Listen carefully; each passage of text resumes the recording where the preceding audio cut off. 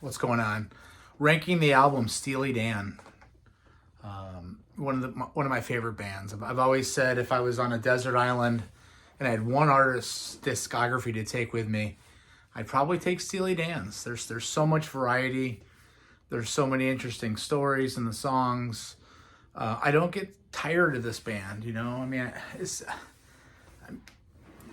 how many times have you heard "Reeling in the Years"? I mean, it's still it's still great. There's deeper tracks on these albums that are some of my favorite songs by any artist, and there's 9 studio albums. Okay, Walter Becker and Donald Fagen are the 2 principal members of the band. They are there from beginning to end of the discography. The first album is in '72. The last album is in '03. The first 3 to 4 albums does have a core lineup. Jeff Skunk Baxter, Denny Diaz, both on guitar, Jim Hodder on drums. David Palmer on the first record sings a couple of songs. We're going to get into this discography. Again, there's not a bad album. Of the 9, there's 7 classic records. There's 2 that we're going to get started with first that I dislike more than the others. Everything Must Go, okay? 2003. This is the second of the comeback records, okay? Keith Carlock stands out on drums on this record. Seeing them many times in the last 20 years. When you go to a Steely Dan show, Carlock blows you away with his drumming. This record, The Last Mall opens up as a 3 out of 5 star song. Things I Miss the Most, maybe a song about divorce, 3.5 stars out of 5. Steely Dan's known for their hooks. They're immediately when the song starts, you hear those big hooks and it ties you in. Not as much of that going on here. They just ooze into a Steely Dan groove and allow that to kind of dominate. Not as memorable songs, okay? Everything Must Go. The finishing track is good. Again, Slang of Ages is a song that Walter Becker sings lead on. To my knowledge, it's the only song that he sings lead on in the whole catalog. My 8th favorite Steely Dan is their comeback record from 2000. This album ends up winning like 7 Grammys at the 2001 Grammy Awards, including Best Album. They hadn't had a record since 1980's Gaucho. Gaslight Abbey, 3.5 out of 5 stars. Good hook here with the bass line. What a Shame About Me, 3 out of 5 stars. 2 Against Nature. Carlock makes the Steely Dan debut on that song on drums. Great song. Return to Form song. A lot of the rest of the record sounds a little bit of a retread, a little bit of, again, just easing into a Steely Dan groove. Nothing real memorable on the performances. West of Hollywood, what closes up, is pretty strong. Chris Potter's on saxophone on a couple of these tracks here. Great player. John Harrington on guitar. But 8th of my Steely Dan list, 2 Against Nature, coming in at 7. Okay, now we're into the classic era. Gotcha. This record took 3 years in the studio to get right. Asia was the previous album in '77. It's not until November of '80 that Gotcha was released, and Gotcha is fantastic. It opens up with Babylon Sisters, okay? Classic Steely Dan song. Bernard Purdy on drums. Second song, Hey 19, one of my favorite top 5 Steely Dan songs, comes on the second track. Glamour Professional, Steve Gadd on drums, okay? Great little mini epic. Great song, 4 out of 5 stars. Babylon Sisters and Hey 19 are 5-star classics to lead the way. Time Out of Mind, again, Michael Brecker on saxophone. What a great record. Michael McDonald's all over this record, singing backup. Third World Man, Steve Gadd is also on that record. excuse me, on that song. This is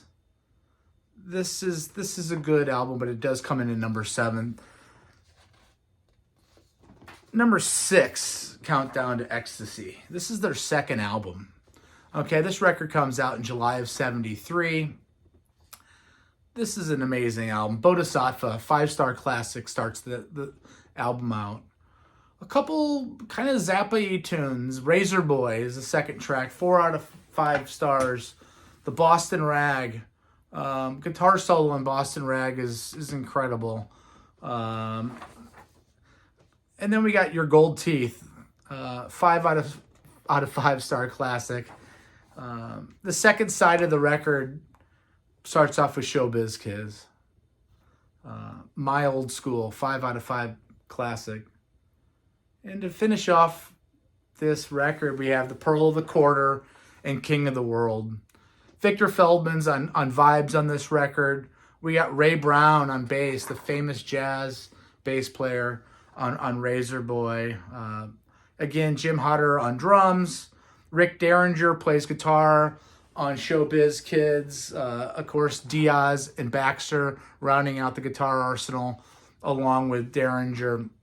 My number 6 album in the Steely Dan catalog is Countdown to Ecstasy. And now we're in the top 5. These 5 albums are separated very thinly by just nuance and some tracks here. We're going to go number 5, though, with Can't Buy a Thrill, the debut. So this is the first record. This came out a month before I was born, November of 72. Can't Buy a Thrill. I mean, we're gonna start off with Do It Again. So Do It Again, you know, is the opener to their discography. Dirty Work is a song that's sang by David Palmer. Okay, so Donald Fagen's not singing every song on this album. The third song, Midnight Cruiser, Kings, great song. Jim Hodder, the drummer, sings Midnight Cruiser, and then Any Fool Would Say That rounds out the side 1, okay? Another great song. Reelin' in the Years. I mean, signature guitar. Elliot Randall makes a guest on that classic riff on Reelin' in the Years. You've been telling me you were a genius since you were 17, and all the time I've known you, I still don't know what you mean. I have some friends, maybe some people think that of me, but Fire in the Hole, weaker track on the song. Good song, though, 3.5 out of stars. Reelin' in the Years, of course, is 5 out of 5. Do It Again's 5 out of 5. Brooklyn Owes No Charmer Under Me, good song. Again, David Palmer singing lead vocals on that song. Change of the Guard, Turn Your Heartbeat Over Again rounds out this record. Again, this is my 5th favorite Steely Dan record. And now we're going to do the top 4. And again, I went back and forth on this. I went through these records over and over again, you know, listening for things that maybe I didn't pick up earlier on in this band that I've been listening to since high school. So over 30 years. Katie Lied is going to come in at 4. I had this as high as 2. 1975, Black Friday, Bad Sneakers. Just 2 drop-dead classics to open up the record. Rose Darling, maybe a little bit below that, as a 3.5 star. Daddy Don't Live in That New York City No More. And then the classic 5-star Dr. Wu, Katie Lied's first side. Second side, Everyone's Gone to the Movies. Everyone's gone to the movies, now we're alone at last. I mean, yeah, we're alone. What are we going to do? Your Gold Teeth 2. One of my favorite songs, 5-star classics. Roll out your gold teeth and see how they roll. Or throw out your gold teeth and see how they roll. The answers they reveal, life is unreal. That is true. Chain Lightning, maybe a little bit weaker track. Chain Lightning brings this record down a little bit, along with Rose Darling. I like both those tracks. Any World That I'm Welcome To. Just an awesome song.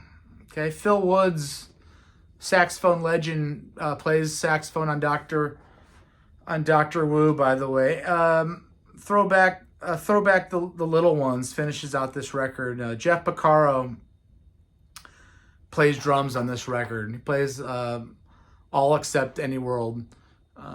He really takes it up a notch from Jim Hutter. You know, Porcaro ends up forming Toto. And a lot of that Toto sound is the drumming of Porcaro. He's a genius. He kind of comes from the Bernard Purdie school of drumming. And Purdie plays on these records too. We're going to get there here in a minute. My fourth favorite Steely Dan record is Katie Lied from 75. My third is the album that comes right before it, called Pretzel Logic. Pretzel Logic comes out in February of 74, and it leads off with Ricky Don't Lose That Number. You know, just a 5-star classic, Night by Night. 4.5 to 5-star out of 5 classic. Any Major Dude, 5-star classic. So we're going 5 spot 3 times to start this record off. Barrytown, great song.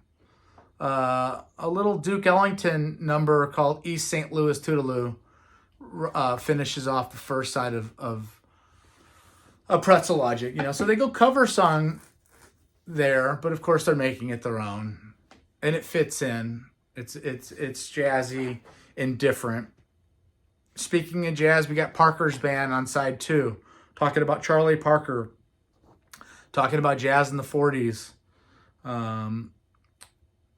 You know, here we still have Denny Diaz on guitar, Jeff Baxter. Chuck Rainey plays bass on this record. Chuck Rainey is a famous jazz guy.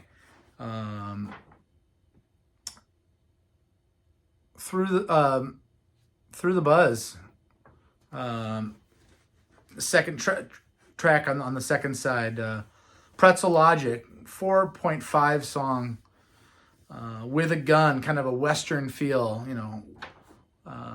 Charlie Freak and Monkey in Your Soul finish out the record. I mean, Pretzel Logic, you know, obviously it's got Ricky Don't Lose That Number as a huge radio-friendly hit.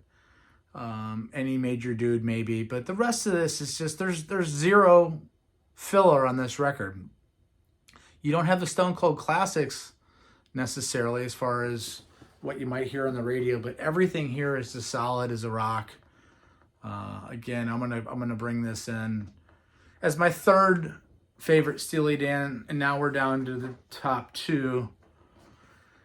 And the first is a perfect album. This is my second favorite, and it's going to be Asia.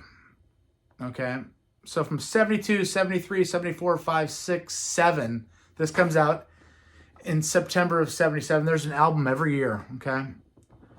No exception here. This is their 6th record, and they've had 6 straight albums. Black Cow, 5 out of 5 classic. Asia, an epic. Joe Sample on keys. Wayne Shorter on saxophone. Steve Gadd. What Wayne Shorter and Steve Gadd do at the end of this song? You know, you don't even need lyrics on a song like this. I mean, instrumentally, this is a fusion rock, art rock, fusion jazz song that's epic.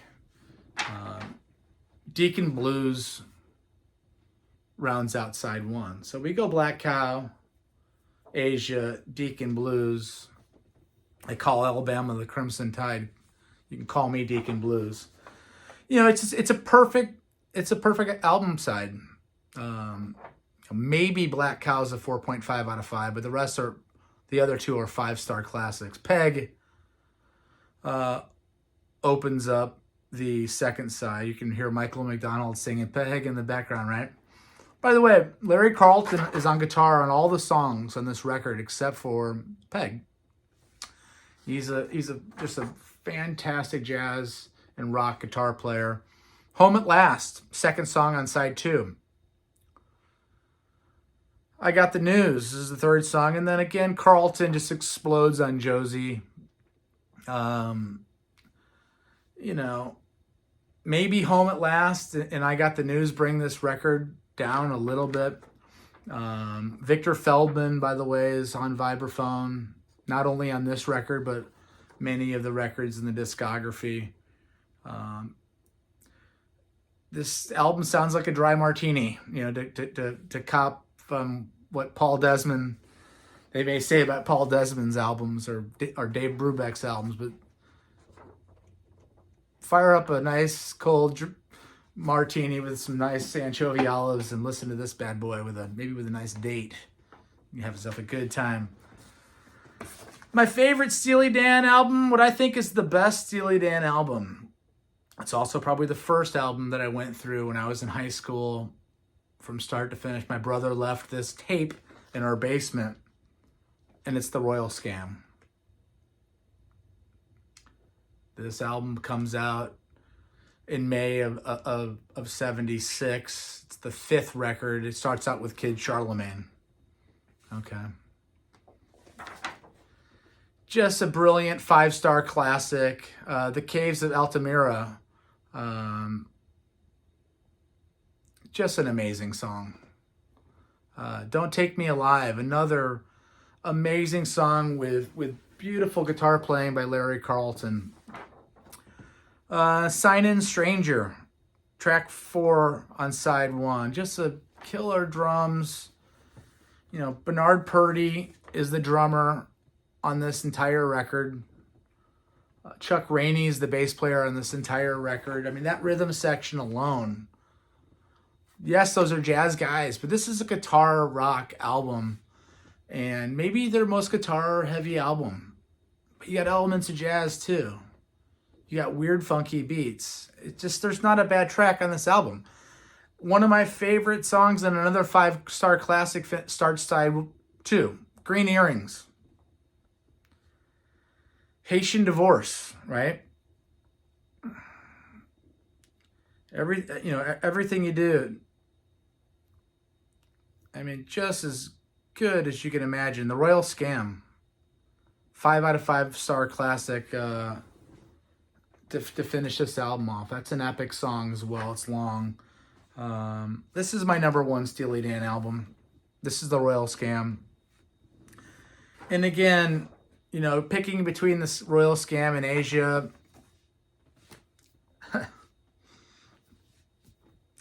you can't go wrong with either one of them. I have no right to judge these albums or rank them. I do this because I enjoy it. By the way, like this video and subscribe to my channel. We're going to try to do once a week a band's discography and rank them. I would say if there's more than 20 albums, I made us do a top 15, you know, where bands, you know, artists like Neil Young come in or Bob Dylan. There's just too much material there to get through. And I've listened to all these albums my whole life. Again, subscribe to my channel, like this video, put some comments down below. What are your top 9 rankings of Steely Dan albums? You know, how do you think I did with mine? Have a great night. We'll see you next week. We're going to do a top 10 Steely Dan songs also this week. So look for that and have a good one.